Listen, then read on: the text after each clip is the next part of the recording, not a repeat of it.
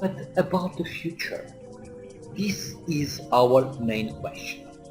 And our main question about the future, we have many experiences running in this world. Many universities, many schools are making experiences on what is the future. And this is not what we want for the future. This is a photo that my wife took last year in a visit to Bhutan near Nepal, and unfortunately in many regions in the world they are still living in schools like this.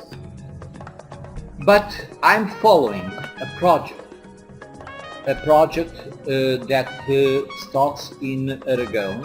Aragon is an area of Spain on which there are very interesting experiences running. And in this area, I can show you.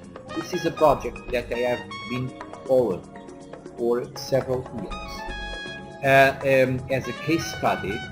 And in this case study, I can show you a very interesting document, or let's say a very interesting video that I have prepared for you. Sorry, unfortunately, for the pressure of time, I have prepared this, but for some reasons, it is not here in the site as I wanted to be made. I'm ready to show you this video. This video is originally in Spanish. Papers disappear. As soon as children start using tablet PC, they leave exercise books behind. The new materials, the material we find on the internet, are in a much higher standard than traditional ones. The interactive materials, people find them much more interesting and motivating to use. Hoy nos ha dicho la señorita que había que estudiarnos el tema de la materia y entonces también nos ha dicho que lo podíamos buscar en una página web, que en una página web que ella encontró también ponen cosas sobre las materias, con animaciones, cosas así que a nosotros es lo que nos gusta, que lleven animaciones y que se muevan. They learn more to express themselves and they use this audiovisual language in the presentation in classes and their communications. Lo que más me ha gustado ha sido, bueno, todo el curso, pero lo que más me ha gustado es hacer la radio y hablar en ella. Hola, buenas tardes a todos. Estamos aquí en la radio escolar Sierra de Arcos, en la frecuencia modulada 107.6. Yo soy María, aquí me acompaña Cristina. Hola Cristina. Hola María. It is really surprising to see that after the children been to the classes at school, they go home and do their homework, and can be situations where they connect via internet with their teachers or their classmates in order to ask questions and share work about what they are doing. Que tenemos, desde las 7:30 hasta las 9 están profesores que todas las dudas que tengamos pues vamos y se las preguntamos y nos las contestan. Teachers are taking advantage of the situation to individual pupils. Teachers and pupils are communicating outside of school hours, and students are also communicating more with each other. They are not alone in their home anymore. They can do their homework, but they know that any time, any moment, they can consult their teachers or they can communicate with the classmates. That cannot say that class time or the time they spend at school is not unimportant anymore. On the contrary, it can be used for a time for discussion, to teach social values, to play group games, workshops, and do art activities or sports. It is really true to say that people are using their time more efficiently as inside or outside the school. They are learning more. They are able to cover more demanding situations and are capable for their age in a much higher standard. We cannot go back to the old days and go on with an education system based on textbooks or literature, or even using a blackboard hanged in a wall. Okay, this experience was experience not of the last year, not 2 years ago, but 12 years ago. It starts 12 years ago. It's very important to understand what is happening today. And today we can say that with this experience, in 2006, they were involving not only the students of a small village lost in the middle of the mountains in Spain, but they were involving more than 49 schools, more than 1,000 students in a project like this. But the question is, are they alone? I should say no. Why? I'm going to show you something happening as well in Portugal. You see, in Portugal, there was a project called Magalhães. It was not the man who discovered the path from the Atlantic to the Pacific Ocean, but it was a computer distributed to different levels of education in Portugal. This computer this Magalhães was the son of the Portuguese highest hierarchy. It was Dom Sócrates, ex-Prime Minister of Portugal, and Dona Maria de Lourdes Rodrigues, former Minister of Education in Portugal. And what else? We can say that it was distributed 851,000 computers to students and teachers in primary, secondary schools level, teachers 89,000 computers, and other opportunities 470,000 computers. Some critics has been made to this program as well, and I'm going to show these critics. First, it was distributed directly to students and teachers, not through the schools that make the things more difficult. Second, there was not adequate training to teachers. And in the market there were existing some other similar computers in a very lower price. And just a coincidence. This happens in a very fast way in the year of elections in Portugal. We don't know why, but it happens really. Consequences. First consequence was the government winning the elections. Second consequences was impact in the schools, in the second level schools, a positive impact. And the third consequences, because of this and some other things, Prime Minister of that period is in jail now. I don't know, but it is like this. Okay, the School of the Future project is running in many, many other countries. And my question is, if this project started more than 10 years ago, we are today receiving these students in our universities. Are we really prepared to receive these exigent students with a very strong multimedia preparation in our schools? Are we teachers? Are our institutions prepared for that? That I will not answer. That I will give you to reflect about that, the opportunity to reflect about that.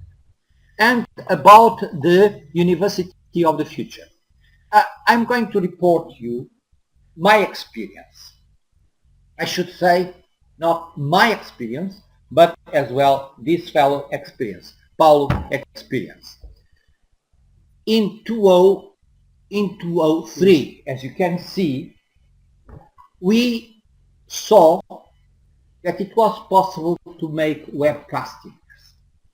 And these webcastings were possible, and I challenged Paulo and his team from the computer science department, shall we make something similar? We could make it. This is an example of what we have done. Me and Paulo, we have made the first, as you remember, and those who have been with us in FCCN yesterday, this project starts as well in 2003 there. So we were the first university in that period on making it. The first university in our country on making it. Okay? Second, I started to make distance courses in that period, in this university. And in a conference here, exactly in this auditorium, I said that in 2010, which is 5 years ago, that is a forecasting with seeing 6 years forward, the things would happen in this way. On purpose, I was using the Portuguese slide I have used in that period. In superior education, the presence courses would be assisted by online tutoring and self-learning. Evaluation would be continuous evaluation with online continuous evaluation validated in presence. And no territorial limits. This means that the only limitations would be cultures and languages. Of course, it's not enough that you know Chinese for giving lessons in Chinese. It's necessary that you understand Chinese culture. Otherwise, it will be a failure. Okay? But not only in superior education. In secondary level, as well, the schools, okay, would be supported and assisted by e-learning, and would be the explanations to students online, and the tutoring online would be as well a reality, and all validations would be with presence schools. But not only that.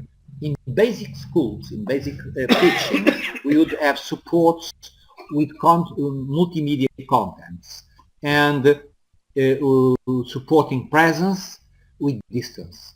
I have this experience because in that period my wife was working in kindergarten, and we have made several videos on several things, like the children's rights, like how to teach children they should wash their hands.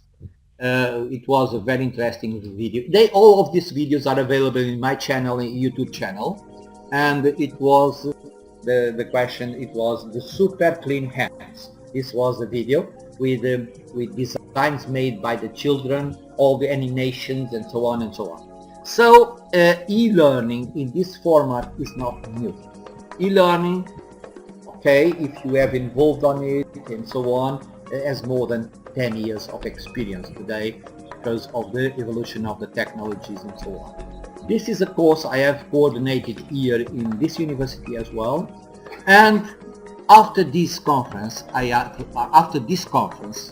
this was a conference in 2007, I asked Professor Johnny Viden from Loyola University why your universities are such profitable ones, why your investigation is a profitable activity, and we in the South we are spending a lot of money on research, and we are losing money, and we are every year governments should put more money over the money of the last year. His answer was very clear. He said, we make our research to solve problems. You make your research to make papers. This is the big difference. The difference is they make their research to solve problems and find new technological approaches. We are very happy because we make a paper and we have to publish it. We have to rethink if this is the way. For instance, the new multimedia technologies and video conferencing tools that Google is using today was developed in his university, in Loyola University, about 15 years ago.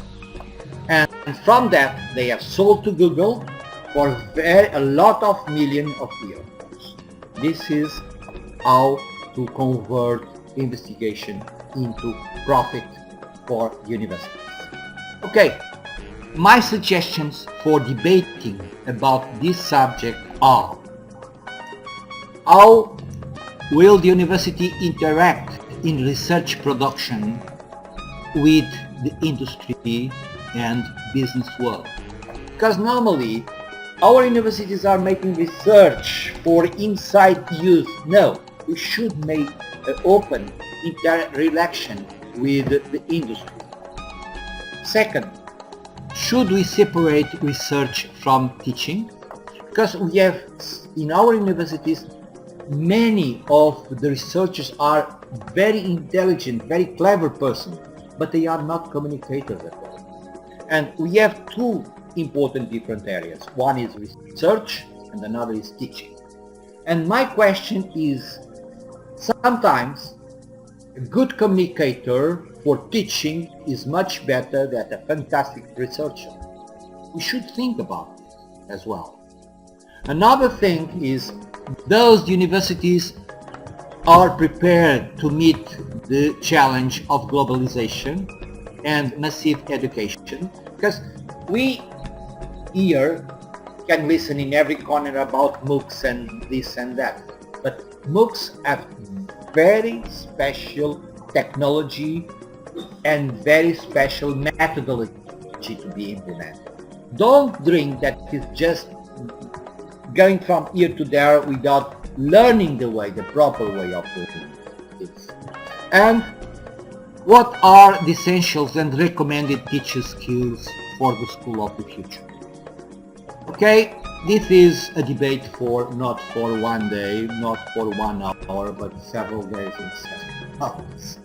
These are the topics. If you would like to have some comments about this, we would be glad.